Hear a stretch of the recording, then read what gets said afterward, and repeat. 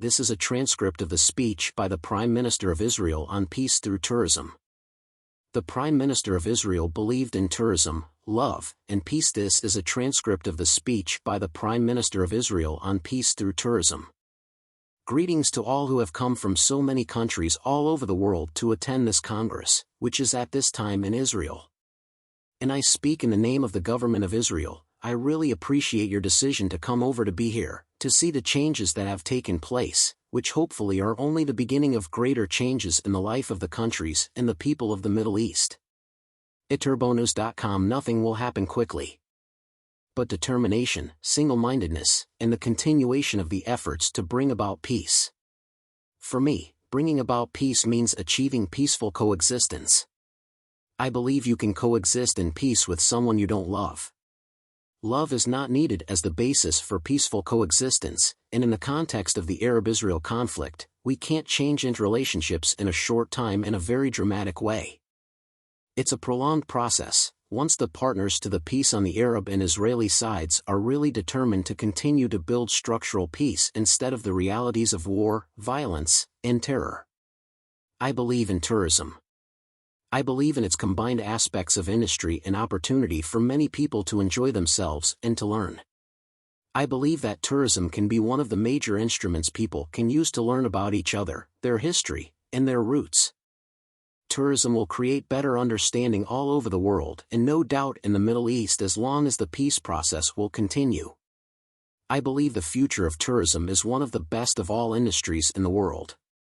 Since the standard of living in considerable parts of the world is in the process of rising, hundreds of millions have a very high standard of living, and I'm sure have a tendency to use their private income and company income to give individuals the opportunity to make tourist trips. Some estimate that hundreds of billions of dollars will be invested very soon in tourism, and that it will become, if not the major industry, one of the most important and huge. As an Israeli, I look at it as an industry that the government has to assist because it's coupled with its very existence. First, it is the industry with the most added value in terms of foreign currency spending, which is greater than that of the high-tech industry. Secondly, it employs many people, whereas the high-tech industry relies on automation and the reduction of the number of workers to compete with international markets. Tourism brings knowledge, enjoyment, added value and understanding of the meaning of Israel, the roots of Israel, our efforts in building peace and security, an advanced progressive society. The Amman Economic Conference addressed the issue of tourism and tourism packages, building new hotels, cooperating in making tourism more safe wherever they go. I believe we are at the threshold of new realities in the Middle East.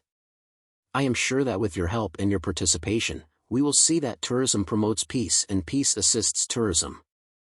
This speech reflected the vision of the Prime Minister of Israel, Yitzhak Rabin, on November 2, 1995, at the International Congress of the International Hotel Association in Tel Aviv. 2 days later, on November 4, 1995, the PM was assassinated, and with him also his dream of peace through tourism. Today, the Middle East is burning. The longtime ETN correspondent in Tehran sent his family to safety in Turkey. He said all airlines canceled flights, and airlines are not refunding expensive tickets for canceled flights. The situation is bad and hard. No one should travel here at this time. Former executives for Lebanon's prominent trade show AWTE told eTurbo News, "We're hiding with family in the mountains, too scared to go to Beirut right now. We hear the planes from Israel every night." ETN readers in Haifa told ETN they moved to Tel Aviv to escape the dangers of living in the northern part of the country. In Gaza, no place is safe anymore. A genocide has been in full swing with the world watching. It's not a crime to be a journalist, attacking one is. This is the message by Qatar-funded Al Jazeera Media. This global media company lost more journalists in the Gaza conflict than any media ever in any conflict. Al Jazeera lost its license to report from Israel and its occupied territories. The world can no longer learn about the horrors this war region is going through. In the meantime, tourism against all odds is continuing in Israel, Iran, and Jordan, but of course, it came to a stillstand in Palestine and Syria. Perhaps the current Prime Minister of Israel, Netanyahu, could learn a lot from his late colleague Yitzhak Rabin.